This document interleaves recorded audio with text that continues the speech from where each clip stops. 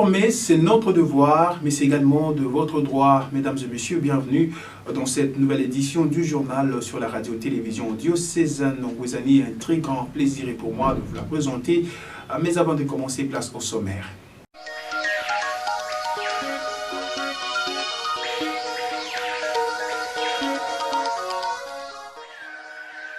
Ordination diaconale et presbytérale à Tchela ainsi que le jubilé de diamant de la paroisse Saint-Jean apôtre Mbatantombo. Les clergés originaires de Tchela ont offert quelques cadeaux à la paroisse jubilaire. Trafic d'organes au moyen de kidnapping. Le vice-ministre de la Santé, Dr Serge Olene, pense que la pratique n'est pas techniquement et scientifiquement possible en République démocratique du Congo.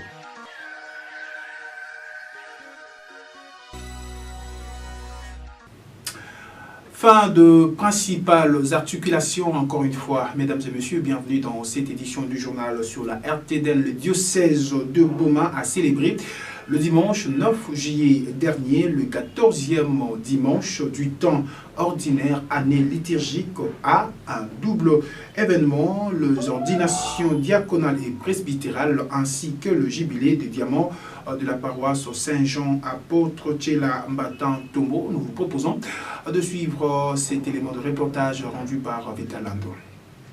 Plusieurs délégations en provenance des différents coins du diocèse, de Sianfumu à Kaimbaku dans l'Emboussa Masaka, foulaient déjà vendredi 7 juillet les sols de la cité de Tchela pour participer à la messe des ordinations presbytérales et diaconales ainsi que le jubilé des diamants de la paroisse Saint-Jean apôtre Tchela Mbatantombo. Déjà vendredi 7 juillet, la paroisse était mouvementée par différents préparatifs. Répétition de la chorale sélectionnée de Tchela devant animer la messe, répétition des majorettes, arrangement technique, préparatifs du concert livré par les groupes Tout est grâce de l'abbé Malachine Dembe et Tskekera. Monseigneur l'évêque José-Claude Mbimbamba, lui, était arrivé en Mbatantombo le même vendredi autour des 16h en provenance de Kizo où il avait rencontré tous les ordinants en retraite. Samedi 8 juillet, l'évêque a rencontré dans l'après-midi 147 jeunes en formation initiale, séminaristes, postulantes et postulants, aspirantes et aspirants, avec leurs parrains, la famille chrétienne, pour un entretien relatif à leur vocation. Dimanche 9 juillet, jour tant attendu par les diocèses. Déjà à 7h,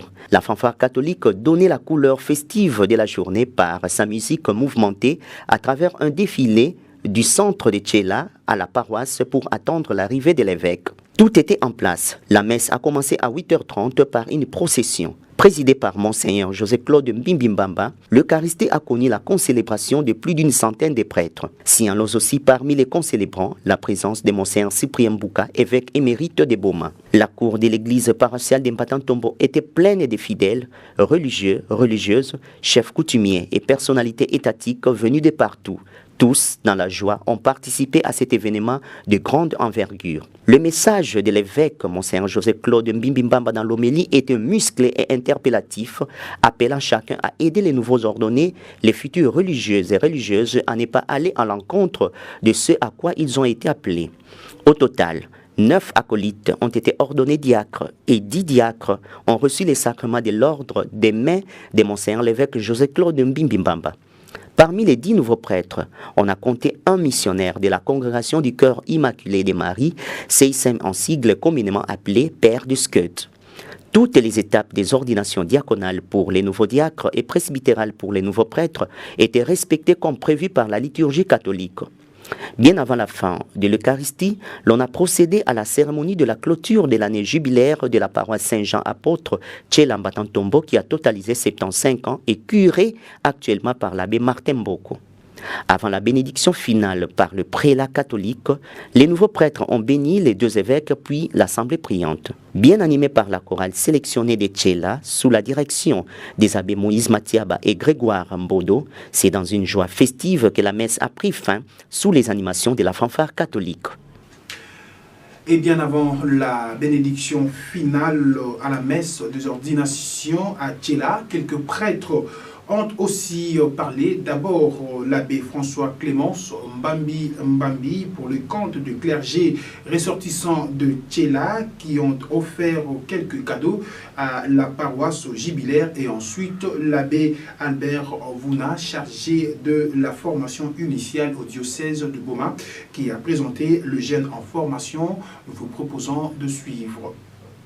Bambuta zinganga, baganga zinchambi, bakubasya amazi inchola. Mudizina di bako sacre boso katika bamifelele, bamamelo, ayi batata bamimpe. Batoto kila kudivula di adi di chela, ayi batiaka na mucha hivi babusala kisala kibamwele nchambi, ndibonga mbembu. Ndutu muliabudifu tula matondo, muwamoso tule muzingila. Muparwasi beni yayi, mpata ntombo, bulumbuki yaki. Tona matona, ayi ndutu muliambudi landra kana tutebu santima. Diambudi ngudi, ayi dinendi, dile mukafutu kilanga mbuta nganga ti, bisalu bietu, kwa kuparwasi kiaki landakana bifoti landakana. Diawu, mulokula kiaki, tweka telama, bakonsakre, munata bikado, biobi, tukubikidi, ndutu bikado binchonchambi, katika bisalulo mutangu misa, ayi groupe elektrogeni kuhakia kuenda, kilenda sadisa. Mulokula beniki haki, ndelomba kudi bakonsakre boso, babeki buteli mina mufi kama.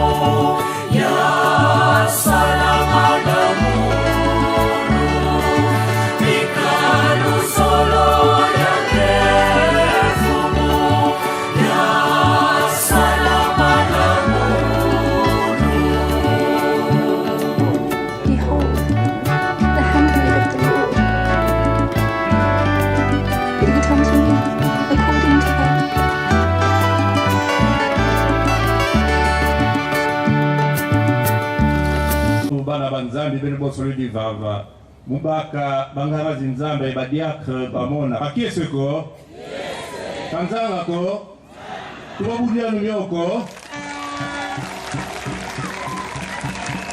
muratunkamba matondo kuitata waibana bene mwingi mosibatula mutonga piroki munatama babeti kaba vangu babete kavangu ayi tukadikamba tibwa abo matubusuma bana bankaka bakili kumanima bawombo bandumba bamatoko bankwenda kingana nzambi bankwenda kimufelele bankwenda kimasela ayi bankaka badibuzi congregation zinkaka badi yetu vava tukadibwe mamoni sabangabote tamoni sina ndambu bila tangu tama ye kanzala tokamona kabwako biau twekantombati batela mabau boso mupumo osi mwingi mosi tubamona tubazaba aitubabulila myoko kabwako yana oyekola abe nganze lumona bwela myoko. Restons toujours au chapitre des ordinations diaconales et presbytérales au diocèse des Boma. Mesdames et messieurs, avant le jour des ordinations, les diacres et acolytes devant être ordonnés étaient en retraite à Kizou chez le sœur de l'Immaculée Conception de Marie. Durant une semaine, ils ont suivi la prêche de l'abbé César Mbungu Landou, préfet de l'Institut Kiveve 1, avant de recevoir la visite canonique de Monseigneur l'évêque José Claude Mbembe Baba.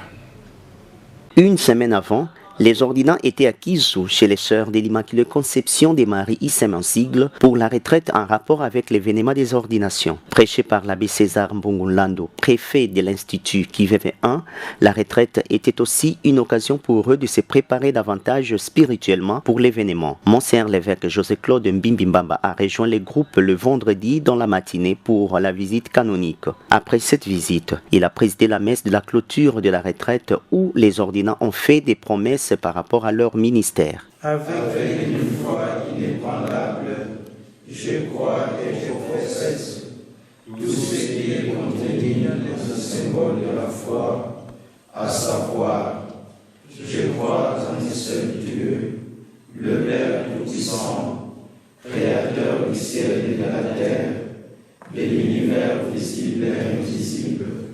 Je crois en un seul Seigneur, Jésus-Christ, le Fils unique de Dieu, né du Père avant tous les siècles, que ce soit par un jugement solennel ou par un magistère ordinaire et universel. J'embrasse aussi fermement et retiens pour vrai tout ce qui concerne la doctrine de la foi ou la morale, et est proposé par cette même doctrine de façon définitive, particulièrement ce qui regarde le mystère de la Sainte Église du Christ, ses sacrements et les sacrifices de la messe, ainsi que la communauté du pontife romain.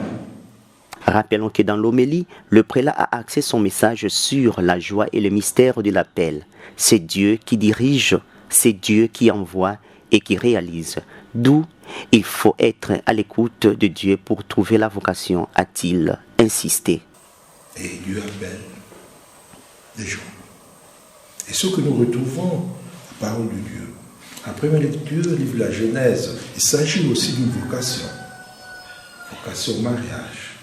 Tandis que dans l'Évangile, il y a vocation à suivre le Christ dans le ministère, n'est-ce pas, l'apostolat. D'abord, pour ceux qui sont destinés à cette vocation-là, tout se passe, n'est-ce pas, sous la mouvance de Dieu, de l'Esprit de Dieu. Abraham, qui sent sa mort prochaine, parce qu'il vient de perdre son épouse Sarah, pense à l'avenir de son fils qui est là, Isaac. Alors là, il faut préparer, dire comment, le Fils de Dieu, respecter les prescriptions, il faudra trouver, dit dans des instructions, trouver une épouse dans ma parenté, pour garder la tradition, la foi, tu suivras, tu feras, donne des consignes. Et c'est ce qui se réalise aussi finalement.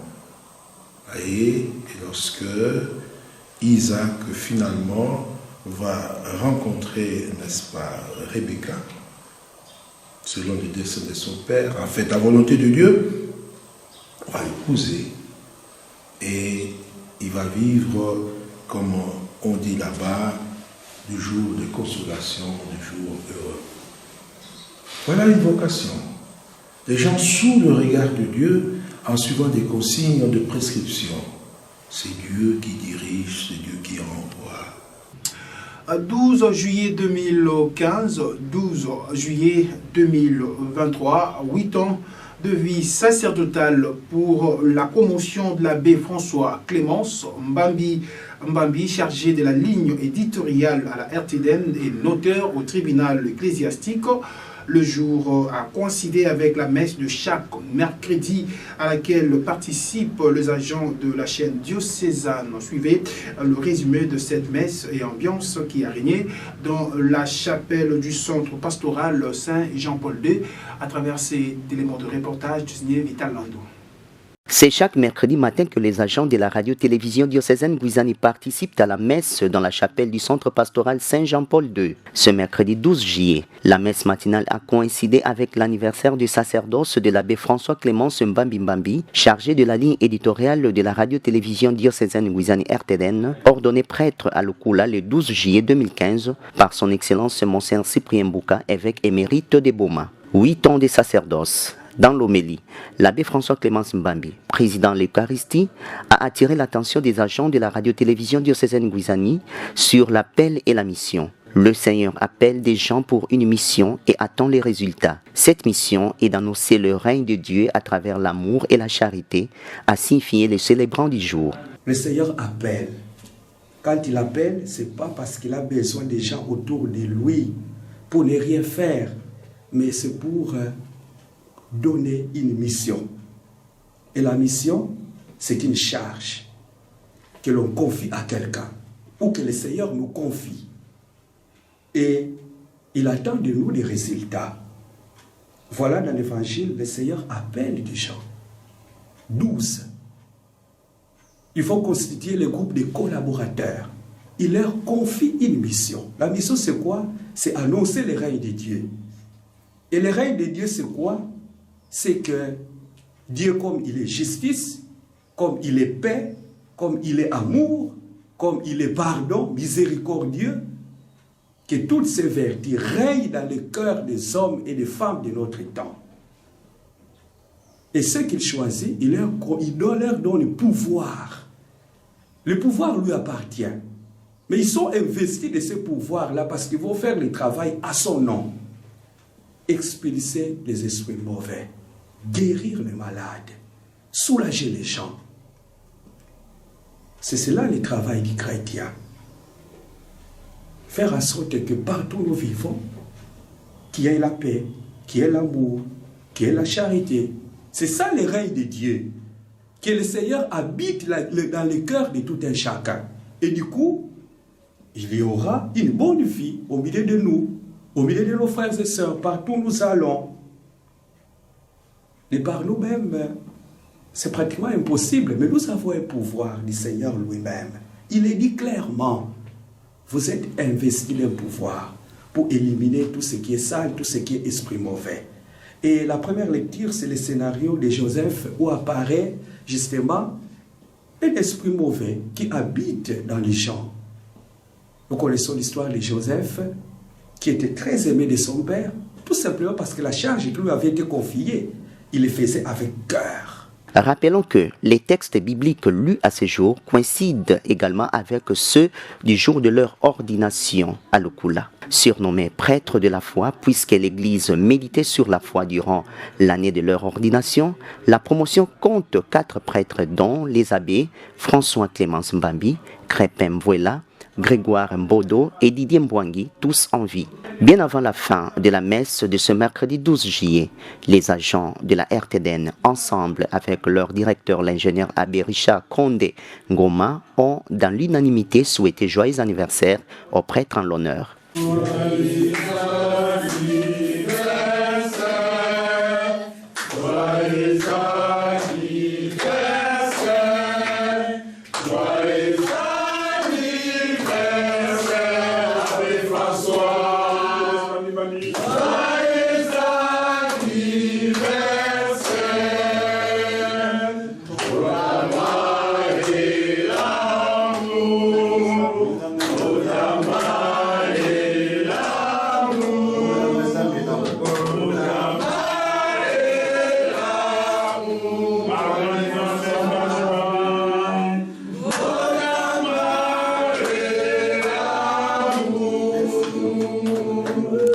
Autre chose à présent, mesdames et messieurs, publication des résultats de la SOP pour les élèves de la 8e année. 90% de réussite dans la ville de Boma. L'inspecteur chef de pôle secondaire Cyril Nzita appelle le chef d'établissement à aller récupérer les résultats et exhorte en même temps ceux qui n'ont pas réussi à répondre l'année. Il a aussi dit un mot par rapport au comportement de finaliste du secondaire après l'examen d'État, un comportement qu'il a en outre apprécié. Cyril Nzita est au micro de Vital Lando. Dans le calme et Nous étions contents, même les supérieurs nationaux qui ont été ici sont très très satisfaits. Les choses étaient bien parce que 80% de réussite pour la ville de Boma. 90%. Pour les chefs d'établissement qui ont déposé les brevets peuvent passer les récupérer. J'ai déjà signé beaucoup de brevets et je continue. Oh, ils n'ont qu'à reprendre. Ils n'ont qu'à reprendre. Que les établissements forcent la note, qu'ils se donnent davantage à former les petits. C'est ça le problème. C'est la formation qui compte. Parce que même ici, il ne faut pas croire que moi je suis tellement content. Est-ce qu'il faut voir, est-ce qu'ils ont les compétences, est-ce qu'ils ont les capacités que nous souhaitons à nous de poursuivre les études. Ça. Pareil, ils sont passés dans le sens, leur dire que ce n'était pas le moment de faire la fête. On ne peut pas jeter les bâtons avant d'avoir traversé le fleuve. Il faut attendre les résultats, que l'on corrige, que l'on publie les résultats. Là, ils auront le temps de fêter. Et puis le trafic d'organes au moyen de kidnapping, une rumeur infondée, soutient le gouvernement. Selon le vice-ministre de la Santé, Dr Serge Olené, la pratique n'est pas techniquement et scientifiquement possible en République démocratique du Congo. Le Conseil de sécurité de la ville-province de Kinshasa ordonne par ailleurs de patrouilles mixtes pour lutter contre l'insécurité. Ces récits de Vital Landou nous en dit plus. Concernant les trafics d'organes, un sujet qui agite Kinshasa, notamment sur les réseaux sociaux, le vice-ministre de la Santé, Dr Serge Olené, estime que les gens parlent des choses qu'ils ne comprennent pas. Selon lui, à l'heure qu'il est, la République démocratique du Congo n'a ni l'expertise ni les infrastructures nécessaires pour réaliser ce genre d'opérations. Dans le même ordre d'idées, les docteurs Olené Serge indiquent que ces cas n'ont pas été signalés au niveau des différentes zones de santé de la ville-province de Kinshasa. À l'en croire, une transplantation d'organes et un trafic d'organes demandent une infrastructure et des gens expérimentés pour prélever les organes, mais aussi des conditions de conservation et de transport. De son côté, Peter Kazadi, vice-premier ministre et ministre de l'Intérieur, Sécurité et Affaires coutumières, déclare que l'État ne peut pas être complice des crimes commis contre sa population. Il faut signaler par ailleurs que la ville de Kinshasa fait depuis quelques semaines face à l'insécurité grandissante caractérisée par les cas d'enlèvement à 6 mois des élections générales et à quelques semaines de l'organisation des Jeux de la francophonie, prévus entre fin juillet et début août de l'année en cours. Selon certaines rumeurs, ces présumés bandits et kidnappeurs profitent après leurs crimes pour se livrer au trafic d'organes humains. Face à ce phénomène, le gouvernement provincial de Kinshasa a, à l'issue d'une réunion du Conseil provincial de la sécurité, annoncé une série d'actions, notamment des patrouilles mixtes avec différents services de sécurité seront effectuées. Il y aura également des checkpoints pour traquer les inciviques. Des dizaines de présumés auteurs de ces actes ont été présentés par la police nationale congolaise, dont 23 civils armés, dont 6 jeunes femmes et 4 policiers, 3 voitures, 7 motos, 5 machettes, un fusil et des cagoules ont été saisis. Ils ont été déférés devant la justice dans une procédure de flagrance. Le tribunal de grande instance de la Gombe les a condamnés à la peine capitale. Une seule prévenue a écopé de 2 ans de prison, dont un avec sursis. Et en sport, mesdames et messieurs, retenez que l'équipe nationale de la République démocratique du Congo a gagné le mardi 11 juillet 2023 un match contre la Mauritanie par forfait et prend ainsi la tête du groupe I avec 9 points. En attendant son dernier match contre le Soudan en septembre, la décision a été rendue publique ce même mardi par le jury disciplinaire de la CAF.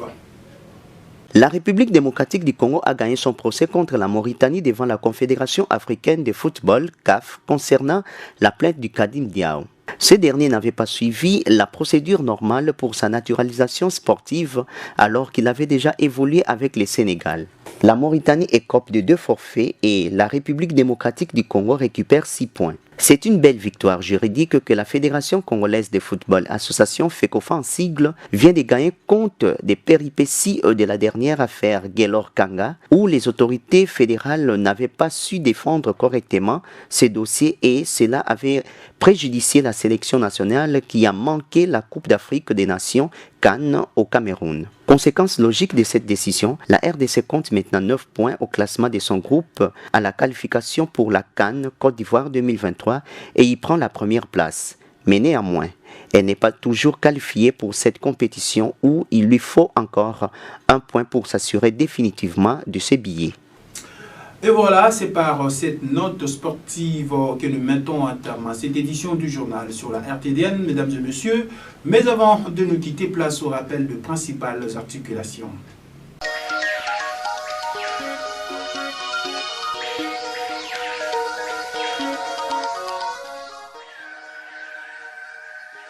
Ordination diaconale et presbytérale à Tchela ainsi que le jubilé de diamant de la paroisse Saint-Jean apôtre Mbatantombo. Les clergés originaires de Tchela ont offert quelques cadeaux à la paroisse jubilaire.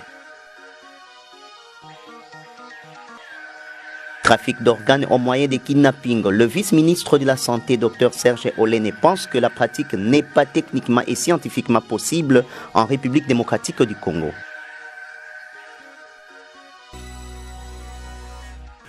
Fin de cette édition du journal sur la RTDN, le journal signé Vital Landou dans une réalisation de Crépin Ngumba. Merci à vous, mesdames et messieurs, de l'avoir suivi et surtout, bonne suite des programmes sur nos antennes. D'ici là, portez-vous bien.